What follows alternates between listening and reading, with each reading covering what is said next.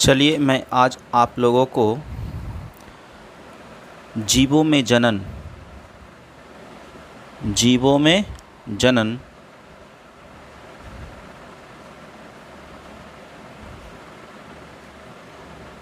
संबंधित part 2 video देने जा रहे हैं।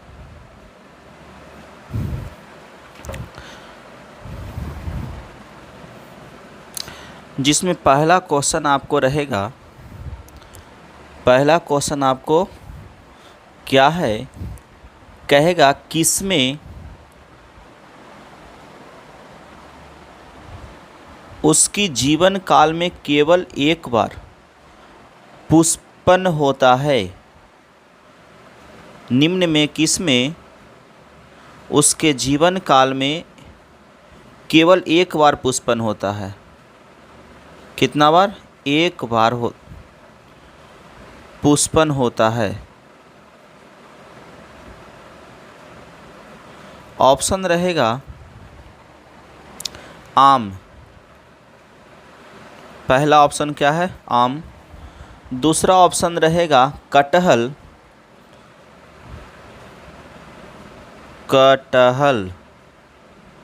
तीसरा ऑप्शन रहेगा बांस। चौथा ऑप्शन आपका रहेगा पपीता। तो आप लोगों को हम बताए हैं कि एक बार पूरे जीवन अवधि में पुष्पन की क्रिया किस में होता है? बांस में होता है। किस में होता है? बांस में होता है।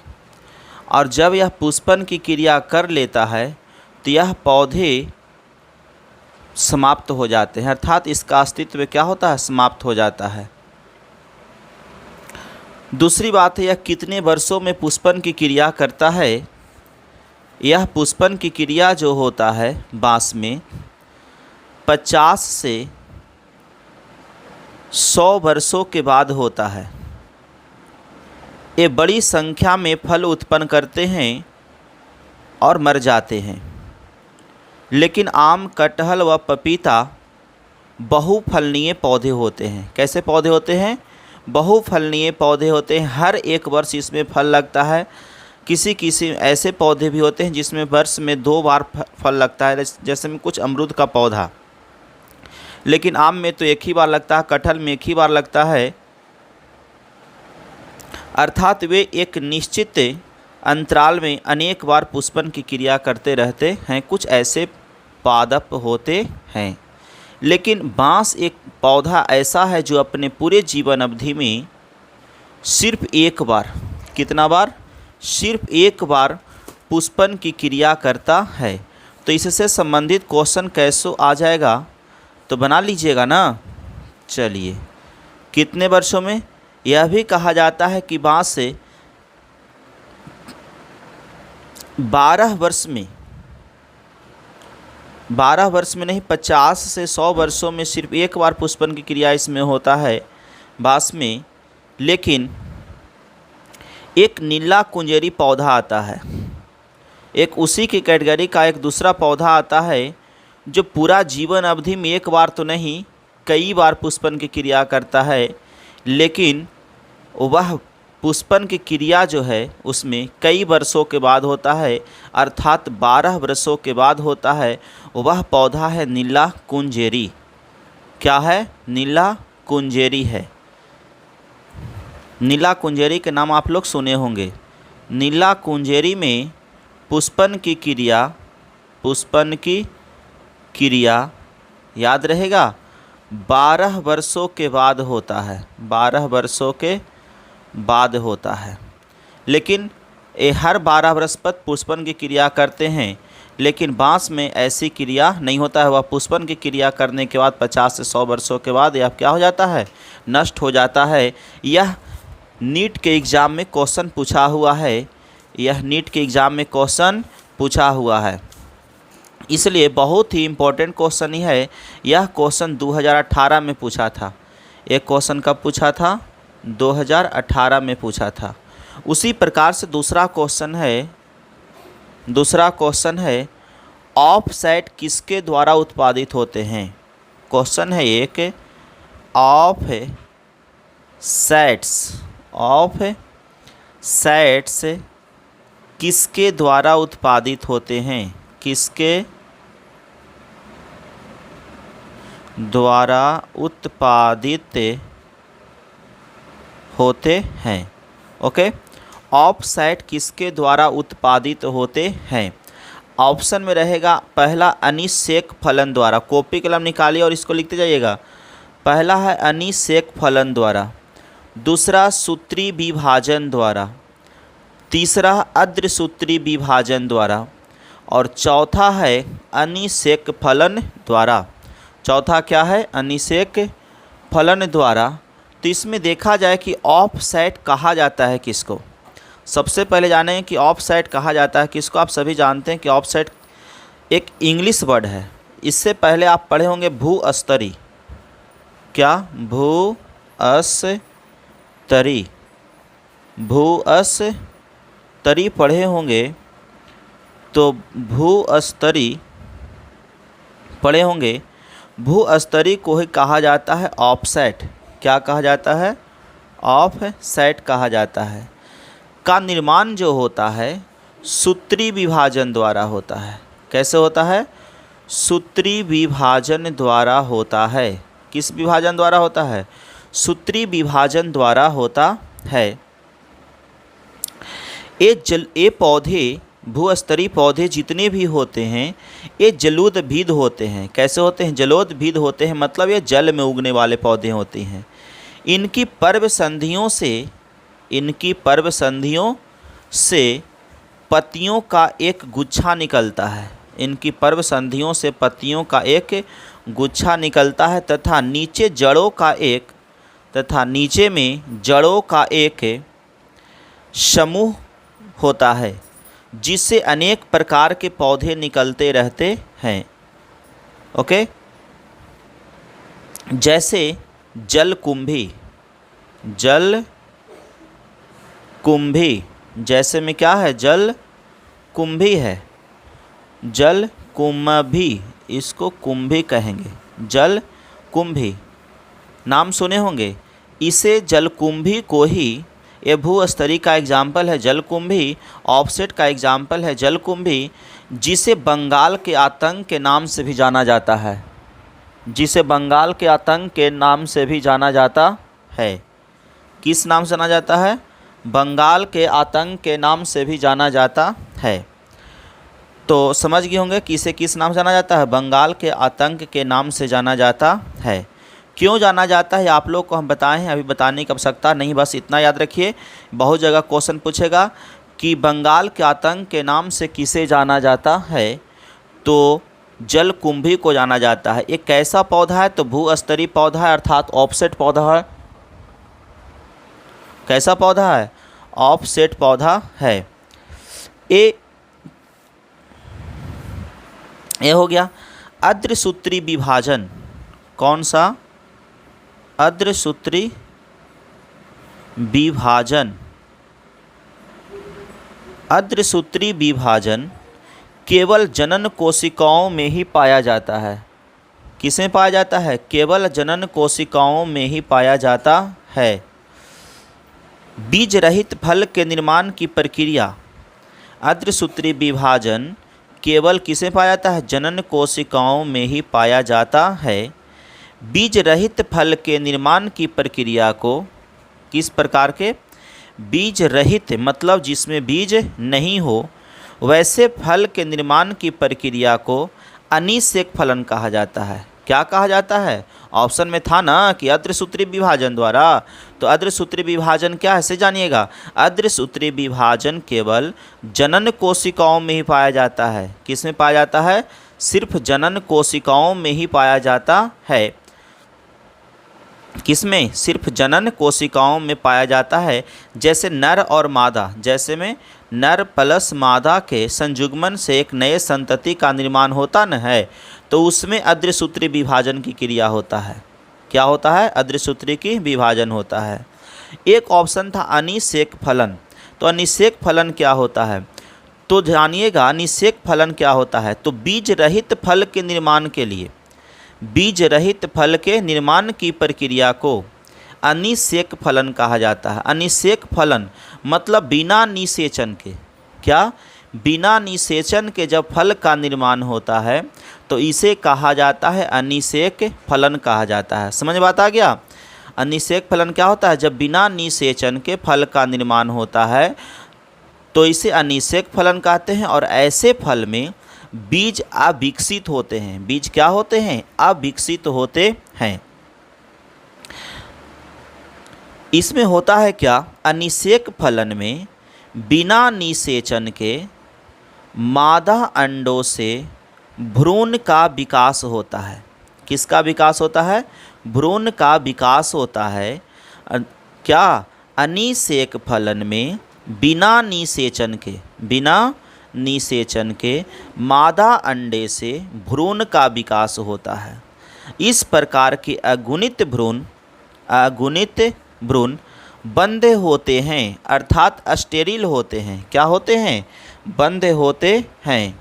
तो अब ये भी पूछा जाएगा कि अनिषेक फलन द्वारा बिना निषेचन के द्वारा भ्रूण का जब विकास होता है तो यह कैसे होते हैं, अगुणित होते हैं। और कैसे होते हैं, भ्रूण बंद होते हैं। क्या होते हैं, भ्रूण बंद होते हैं। बात समझ में आ गया होगा, है ना। चलिए ठीक है, और जानिएगा आगे हम लोग जानते हैं। अगला क्वेश्चन की ओर चलते हैं।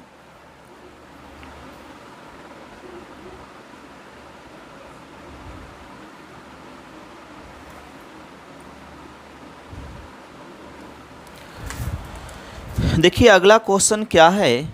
अगला क्वेश्चन आपका आएगा इसी प्रकार से। अगला क्वेश्चन रहेगा, सपक्ष परागकण किसमें होता है।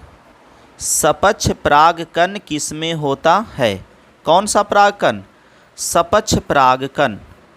अगला क्वेश्चन रहेगा, सपक्ष परागकण, सपक्ष परागकण किसमें होता है, सपक्ष परागकण किसमें होता है। ठीक है, ऑप्शन रहेगा सपक्ष परागकण किसमें होता है। कॉपी कलम निकालिए और लिखिए, सपक्ष परागकण किसमें होता है। पहला ऑप्शन रहेगा आम। पहला ऑप्शन क्या है, आम। दूसरा ऑप्शन है साइकस। क्या है, साइकस है। दूसरा ऑप्शन क्या है, साइकस। तीसरा ऑप्शन रहेगा आपका, ABC करके देते हैं। तीसरा ऑप्शन रहेगा आपको सरसों। चौथा ऑप्शन रहेगा डी में पाइन्स। क्या रहेगा, पाइन्स।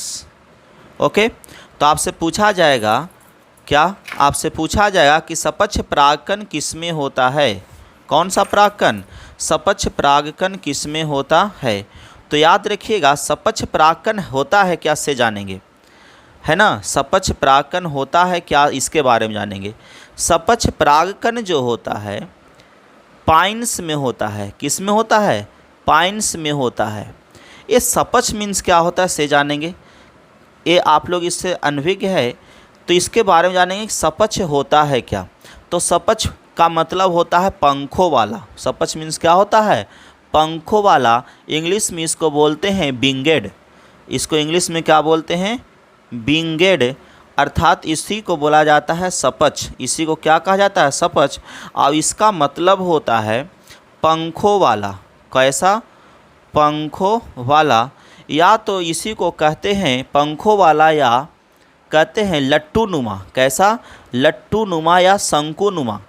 लट्टू नुमा या शंकु नुमा, इसी को कहा जाता है सपक्ष को ही। तो इस प्रकार के किस में पाया जाता है, तो इस प्रकार के परागकण जो होते हैं, इस प्रकार के परागकण जो होते हैं से पाइन्स में पाया जाता है। किस में पाया जाता है, याद रहेगा ना, पाइन्स में पाया जाता है। याद रखिएगा कि सपक्ष परागकण किस में पाया जाता है, पाइन्स में पाया जाता है। इसका सपक्ष के मतलब होता है पंखों वाला, अर्थात लट्टू या शंकु। ओके, पाइन्स में परागकण जो होता है, परागन की क्रिया वायु के द्वारा होता है। पाइन्स में, किस में, पाइन्स में परागन की क्रिया, कौन सा क्रिया? परागन की क्रिया वायु द्वारा होता है। किसके द्वारा होता है? वायु द्वारा होता है, जिसे हम वायु द्वारा होने वाले परागन को एनेमोफिली कहा जाता है। क्या कहा जाता है? एनीमोफिली कहा जाता है। वायु द्वारा परागन की क्रिया को क्या कहते हैं? एनीमोफिली कहा जाता है। एनीमोफिली कहा जाता है। ओके, क्या कहा जाता है? एनीमोफिली कहा जाता है। इसके परागकण जो होते हैं, किसके? पाइन्स के परागकण जो होते हैं, पंखों के उपस्थिति के कारण वायु में लंबे समय तक तैरते रहते हैं। इसमें पंख होते हैं, इसके वजह से इसके परागकण जो होते हैं पाइन्स के, लंबे समय तक तैरते रहते हैं। ये वातावरण में पीली धूप के रूप में दिखाई देता है। यह वातावरण में कैसे दिखाई देता है? पीली धूल की तरह। कैसी धूल की तरह? पीली धूल की तरह दिखाई देता है। कौन? सपक्ष परागकण, अर्थात पाइन्स के परागकण। ये भी क्वेश्चन पूछ सकता है कि सपक्ष परागकण कैसा दिखता है? तो पीली धूल के जैसा। या तो ये भी पूछेगा कि पाइन्स का परागकण कैसा होता है? तो पीली धूल के जैसा होता है। या तो फिर सपक्ष होता है, अर्थात सपक्ष न लिख करके क्या देगा? विंगेट भी दे सकता है, पंखों वाला दे सकता है, लट्टू नुमा दे सकता है, शंकु नुमा दे सकता है। इस प्रकार के कुछ भी आपसे क्वेश्चन ही पूछ सकता है। ठीक है, आगे देखते हैं। इसीलिए इसे जो है, इसे सल्फर शॉवर भी कहा जाता है। इसीलिए इसे क्या कहते हैं? सल्फर। क्या कहा जाता है? सल्फर शॉवर भी कहा जाता है। सल्फर शावर भी कहा जाता है। किसको? सपक्ष परागकण को, अर्थात पाइन्स के परागकण को पीली धूल के जैसे दिखने के कारण सल्फर शावर भी कहा जाता है। ना, इंपॉर्टेंट है। सल्फर शावर भी कहा जाता है। याद रखिए और इसको नोट्स कीजिए, कॉपी कलम निकाले और इसे नोट्स कीजिए। किस आपसे पूछा जा सकता है सल्फर शावर किस के परागकण को कहा जाता है? तो पाइन्स के परागकण को कहा जाता है। किसके परागकण को? पाइन्स के परागकण को सल्फर शावर भी कहा जाता है। या तो फिर सपक्ष परागकण को ही क्या कहते हैं? सल्फर शावर कहा जाता है। उसी प्रकार से एक ऑप्शन में था आम। तो आम के परागकण जो होता है गोलाकार होता है। एक ऑप्शन में क्या था? आम। आम का परागकण कैसा होता है? गोलाकार होता है। क्वेश्चन कॉपी कलम निकालिए और इसको लिखते जाइए। जितना भी हम बता रहे हैं, एक ऑब्जेक्टिव क्वेश्चन देख रहे हैं, उसमें हज़ारों क्वेश्चन बन रहा है और जितने भी क्वेश्चन बन रहे हैं सब VVI हैं, इसलिए कॉपी कलम निकालिए और इसको लिखते जाइए। आम कैसा परागकण है? आम का परागकण कैसा होता है? गोलाकार होता है। कैसा होता है? गोलाकार होता है। जबकि सरसों के परागकण जो होते हैं चपटे और गुलाबकार होते हैं। सरसों के कैसे होते हैं? जबकि सरसों के जो होता है परागकण वो चपटे होते हैं। कैसे होते हैं? चपटे होते हैं या गुलाबकार होते हैं। या कैसे होते हैं? गुलाबकार होते हैं। समझ गए बात के? कैसे होते हैं? गुलाबकार होते हैं। समझ में बात आ गया होगा। तो देखिए सपक्ष से कितना क्वेश्चन बन गया। देखिए बहुत सा क्वेश्चन बना है ना। इसी प्रकार से अगला क्वेश्चन हम आपको देते हैं। अगला क्वेश्चन आपको हम देते हैं। अगला क्वेश्चन क्या पूछ सकता है? अगला क्वेश्चन है, एक लिंगाश्री पुष्पी पादप निम्नलिखित में से किन दोनों को रोकता है? एक लिंगाश्री पुष्पी पादप क्या है? एक लिंगाश्री पुष्पी पादप निम्नलिखित में से किन दोनों को रोकता है? ठीक, एक लिंगाश्री पुष्पी पादप निम्न में से किन दोनों को रोकता है? पहला ऑप्शन रहेगा स्वजुग्मन और सजात पुष्पी परागन। स्वजुग्मन और सजात पुष्पी परागन, ये पहला ऑप्शन हो गया। दूसरा ऑप्शन है स्वजुग्मन और सजात पुष्पी परागन। तीसरा ऑप्शन देखिएगा सजात पुष्पी परागन और परनिषेचन। क्या है?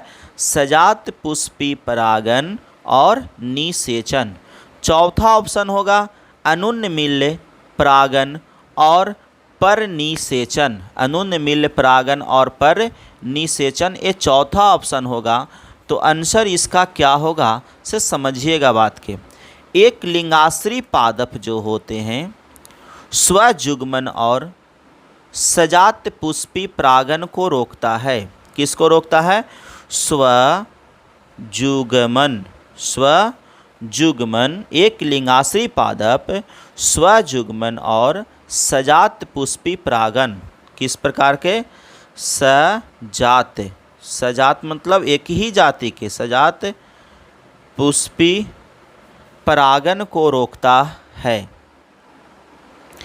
किसको रोकता है? स्वजुग्मन मतलब खुद से जुग्मन की क्रिया करता है से, या तो फिर सजात पुष्पी पादप को रोकता है, परागन को रोकता है।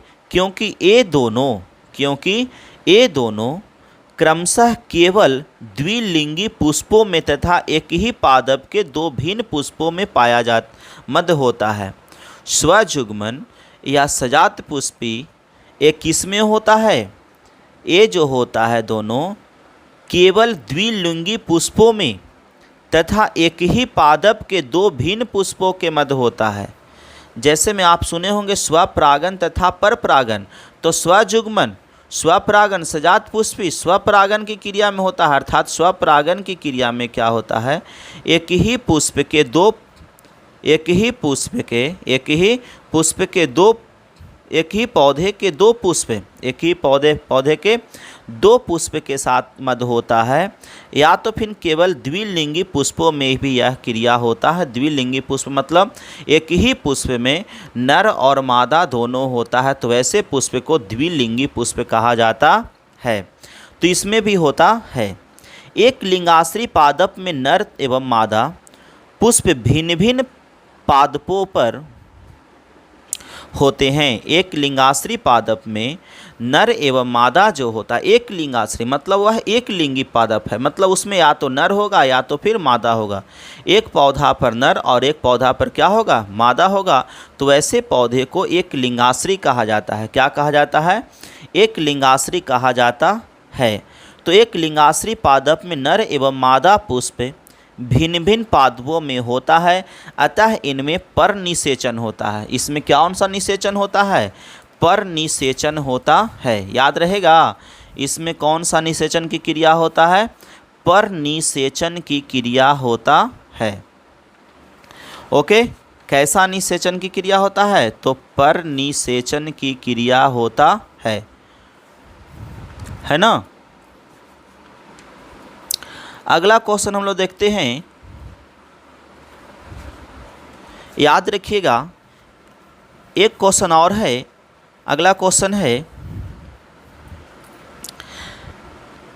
अनिषेक फलन मतलब बीज रहित फल को निर्माण करने के लिए, क्वेश्चन है बीज रहित फल को निर्माण करने के लिए, किस फल को निर्माण करने के लिए? बीज रहित। कौन सा रहित? बीज रहित फल को निर्माण करने के लिए, बीज रहित मतलब बिना बीज के फल को निर्माण करने के लिए किस रसायन का उपयोग किया जाता है, या किस रासायनिक हार्मोन्स का उपयोग किया जाता है? तो इसको कहा जाता है एल्सेटिक एसिड। क्या कहा जाता है इसको? एल्सेटिक एसिड। इस प्रकार के हार्मोन्स रासायनिक पदार्थ को कहा जाता है एल्सेटिक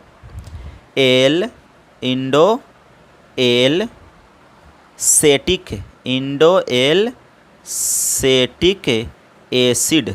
क्या कहा जाता है? एल्सेटिक एसिड के नाम से जाना जाता है, जिसको शॉर्ट में कहा जाता है IAA।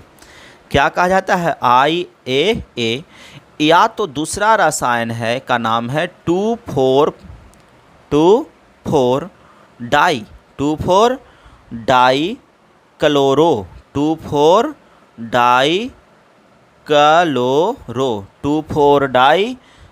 क्लोरोफेनॉक्सी, two four dichlorophenoxy phenoxy acetic acid, acetic acid है ना, जिसको 2,4 dichloroacetic acid phenoxy acetic acid के नाम से भी जाना जाता है।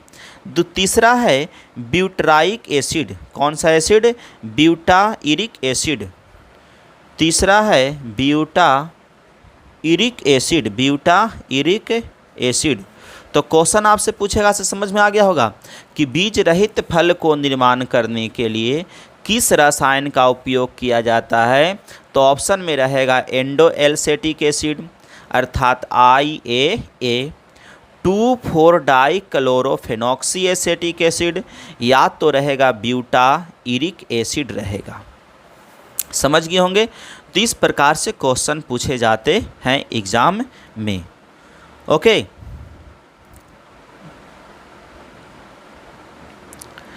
कुछ ऐसे पुष्पी पौधे होते हैं जिसमें परागण तथा निषेचन की क्रिया नहीं होता है। तो उसका आपसे पूछेगा कि किसमें परागण तथा निषेचन नहीं होता है। तो वैसे पौधा का नाम होगा केला, क्योंकि केला में बीज नहीं बनता है।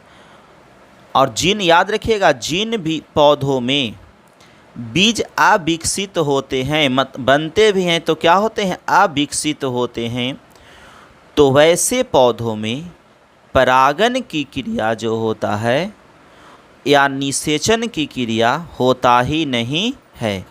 उसमें परागण की क्रिया अर्थात निषेचन की क्रिया होता ही नहीं है।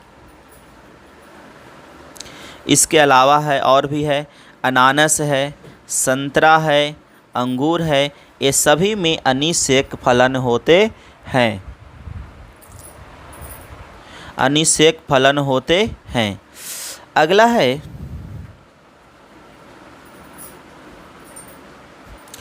अगला क्वेश्चन है सममोहक और पारितोषिक किसके लिए आवश्यक होता है। सममोहक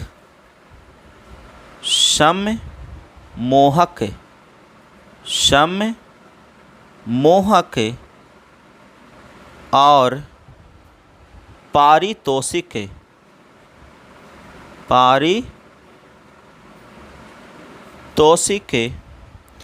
किसके लिए आवश्यक होता है। किसके लिए आवश्यक होता है।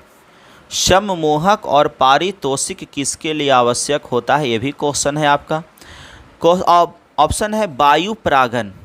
पहला ऑप्शन क्या है? वायु परागण। दूसरा ऑप्शन है कीट परागण, कीट परागण।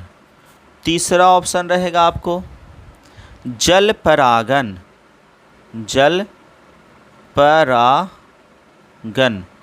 चौथा ऑप्शन रहेगा आपको डी में अनुन्मिल्य परागण। क्या रहेगा? अनुन्मिल्य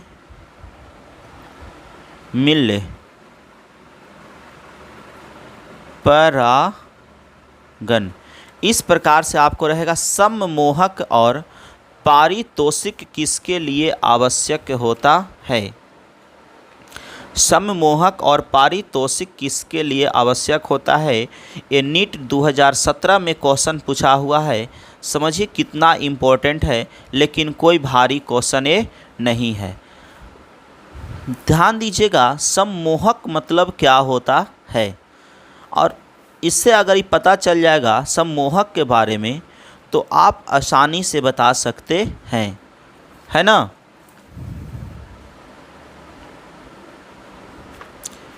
तो आइए देखिएगा किस में होता है ऐसे। देखिए कितना सिंपल है। सममोहक कह के देखिए, सममोहक जो सममोहक मतलब जो मोह लेता है, जो किसी को क्या करता है, मोह लेता है, मतलब अपने बस में कर लेता है, उसी को कहा जाता है सममोहक। तो सम मोहक अब पारितोषिक, पारितोषिक इसको कीजिएगा तो पोषक, इसको से आ रहा है पोषक, इसको से आ रहा है पोषक के लिए आवश्यक होता है। सममोहक और पोषक के लिए आवश्यक होता है। तो सममोहक, तो बताइए जो परागण की क्रिया वायु में हो रहा है, इसको मैं वायु को सुगंध से या मोहन से या भोजन से उसको किसी प्रकार का कोई संबंध है नहीं है। इसमें वायु के माध्यम से उड़ करके चला जाता है। क्यों? वायु सूंघता है, ऐसी बात नहीं है। वायु सूंघता नहीं है, वायु सूंघता नहीं है कि अच्छा लग रहा है, खराब लग रहा है, स्वाद इसका अच्छा है, बुरा है, ये वायु का काम नहीं। वायु सिर्फ एक परागकण को उड़ा करके, अपने वेग में उड़ा करके एक पुष्प के से निकल करके दूसरे पुष्प के भर्ती काग्र तक छोड़ने का काम करता है। जल परागन, तो जल परागन क्या, जल जो है सम्मोहक अनुभव करता है कि कौन में सुगंध है, किस में सुगंध नहीं, जल करता है ऐसा। इसको भोजन से इसको मतलब है, ऐसी इसकी कोई ज़रूरत नहीं पड़ता, इसलिए ये भी ऑप्शन नहीं हो पाएगा। हाँ, कीट परागन देखिएगा, कीट सुगंध महसूस कर सकता है, भोजन इसको आवश्यकता होता है, तो सममोहक और पारितोषक के लिए क्या हो जाएगा? कीट परागन होगा। कौन सा हो जाएगा? कीट परागन होगा। संधि विच्छेद करके देखिए, सममोहक, सममोहक जो मोहनी के काम करता है, जो किसका काम करता है? मोहनी, मोहनी अर्थात मोह लेने वाला। पारितोषक मतलब भोजन पोषक के रूप में, किस रूप में? पोषक, नहीं आ रहा है पोषक, पोषक अर्थात पोषक के रूप में जब इस्तेमाल होता है तो ये पोषक के रूप में या मोहनी के रूप में कौन कौन करता है? कीटे ना, जो मोहा जाता है, जो किसी पर क्या हो जाता है? मोहा जाता है, और वह पुष्पी पौधों पर हरा रंग बिरंग देख करके क्या हो जाता है? उसकी ओर आकर्षित हो जाता है। समझ गए बात के? तो इस प्रकार की इसका आंसर क्या हो जाएगा? कीट परागन इसका मुख्य आंसर हो जाएगा। समझ गए होंगे बात के? चलिए आगे चलते हैं। अगला है क्वेश्चन आपका, देखिए इसी से संबंधित हम जानेंगे, और भी इससे संबंधित क्वेश्चन पूछेगा। क्या पूछेगा कि वायु परागन को निम्नलिखित में से क्या कहा जाता है? वायु परागन को क्या कहा जाता है? जल परागन को क्या कहा जाता है? कीट परागन को क्या कहा जाता है? इस प्रकार से परागन अनुन्मील्य परागन को क्या कहा जाता है? इस प्रकार से परागन की क्रिया बहुत से प्रकार से होते हैं। कीट द्वारा परागन की क्रिया होता है, जल द्वारा होता है, जानवर द्वारा होता है, वायु द्वारा होता है, पक्षी द्वारा होता है, चमगादड़ द्वारा होता है। तो सबको किस नाम से जाना जाता है? आइए आपको एक तरीका बताते हैं इसको याद करने के लिए। जैसे में कीट के द्वारा होने वाला परागन, किसके द्वारा? कीट के द्वारा होने वाला परागन, इसको कहा जाता है एंटो, क्या कहा जाता है? एंटोमोफिली, एंटोमोफिली कहा जाता है। कीट के द्वारा होने वाला परागन को क्या बोलते हैं? एंटोमोफिली। दूसरा है पक्षी द्वारा होने वाले परागन, पक्षी द्वारा होने वाले परागन को कहा जाता है ऑर्निथोफिली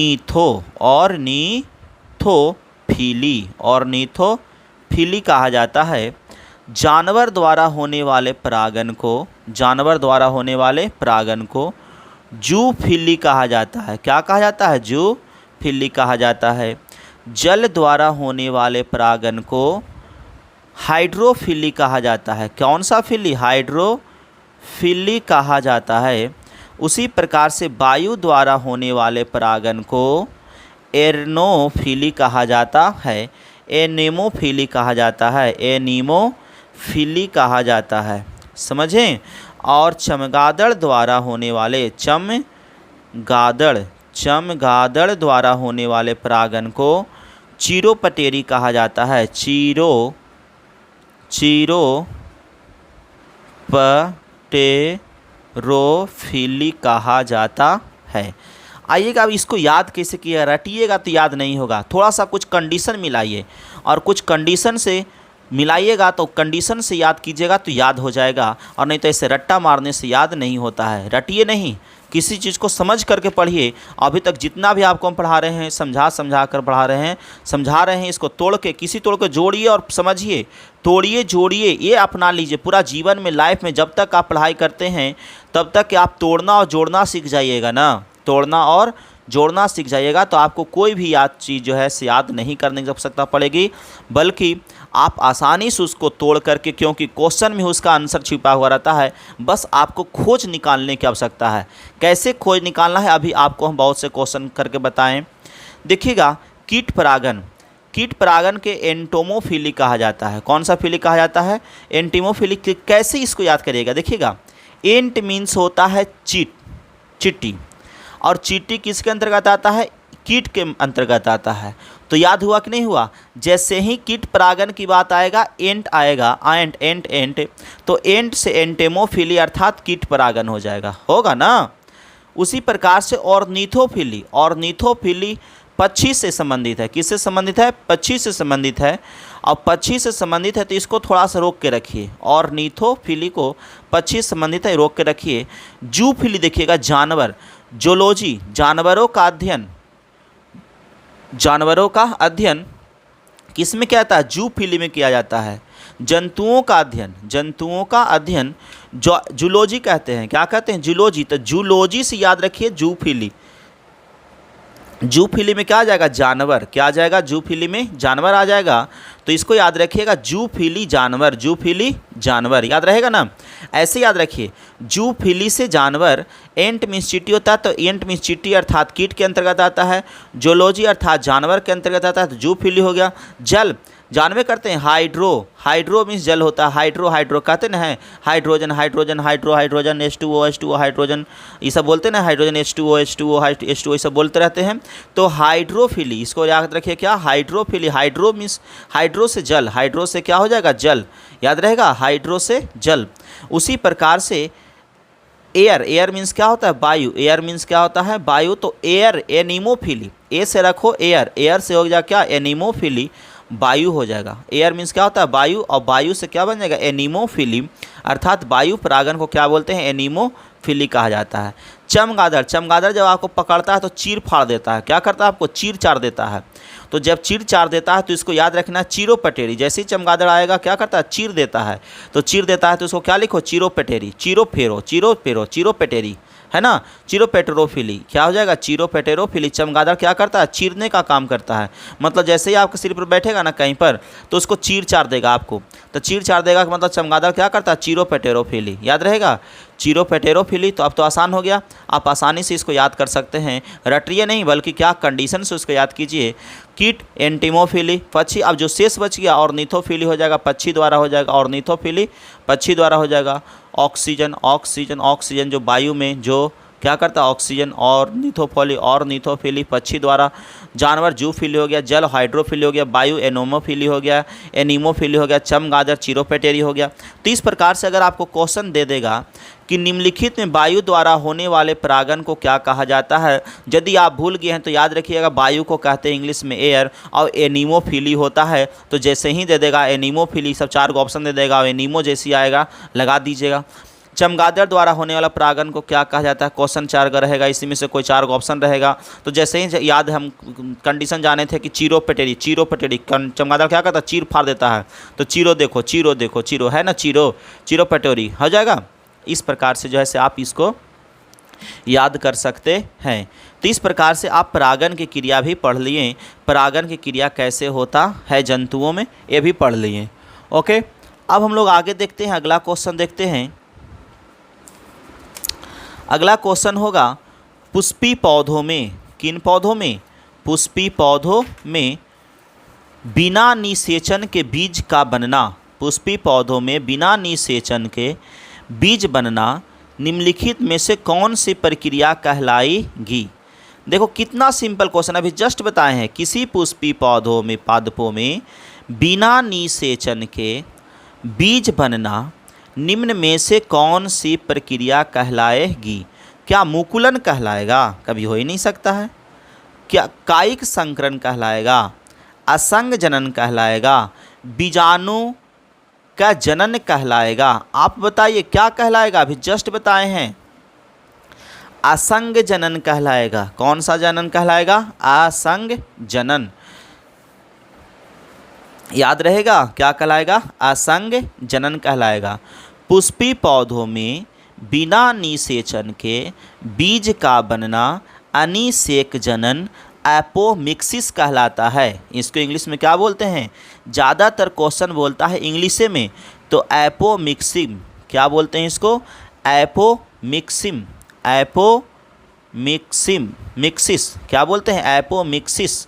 तो एपोमिक्सिस कहलाता है। इसको ऐसे न दे करके कह देगा एपोमिक्सिस, एपोमिक्सिस, एपोमिक्सिस, मिक्सिस, इस प्रकार से दे देगा। एपोमिक्सिस से, एपोमिक्सिस से ऑप्शन दे देगा।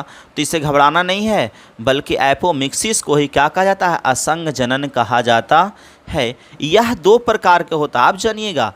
अनिषेक जनन, असंग जनन जो होता है, यह दो प्रकार के होते हैं। एपोमिक्सिस दो प्रकार के होते हैं, एक कायिक प्रवर्धन और एक होता है अनिषेक बीजता।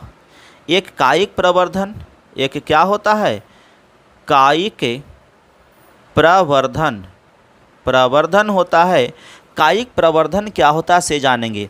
इस प्रकार के जनन में कक्षस्थ कलिका से उत्पन्न तना या पति एक नए पादप का निर्माण करता है, अर्थात पौधे के किसी कायिक भाग से, पौधे के किसी कायिक भाग से, पौधे के किसी कायिक भाग से क्या होता है? एक कलिका निकलता है और एक नए पौधे का क्या होता है? जन्म होता है। तो इसको कायिक प्रवर्धन कहा जाता है। जैसे में बांस में देखे होंगे, आदि में देखे होंगे, अदरक जिसको बोलते हैं, हल्दी में देखे होंगे, ये सब में निकलता है। हाइड्रा में देखे होंगे, किस में? हाइड्रा में देखे होंगे, शिफा साइकन में देखे होंगे, ये सब में क्या होते हैं? कायिक प्रवर्धन होता है। अगला है अनिषेक बीजता। अनिषेक बीजता, इसमें लैंगिक जनन की अनुपस्थिति में, इसमें लैंगिक जनन की अनुपस्थिति में बीज का निर्माण होता है। किसमें? अनिषेक बीजता में। अनिषेक बीजता, अनिषेक बीजता में क्या होता है? इसमें लैंगिक जनन की अनुपस्थिति में बीज का निर्माण होता है। क्या होता है? लैंगिक जनन की अनुपस्थिति में, अर्थात लैंगिक जनन नहीं होता है, अर्थात नर और मादा के अनुपस्थिति में बीज का निर्माण होता है। तो यह अनिषेक बीजता कहलाता है, जो असंग जनन का दो पार्ट के अंतर्गत आते हैं। इसमें भी बीज का निर्माण नहीं होता है और इसमें भी बीज का निर्माण तो होता है, लेकिन वह विकसित बीज नहीं होता है, अविकसित बीज होता है। इस प्रकार से आपका पार्ट 2 वीडियो कंप्लीट हुआ। आप इसको निकालिएगा, देखिएगा और देख करके इसको पढ़ते रहिएगा। कॉपी कलम निकालिए और इसको लिखते जाइएगा और एक नोट्स कॉपी तैयार करते जाइएगा। कहीं भी आपको दिक्कत नहीं होगा।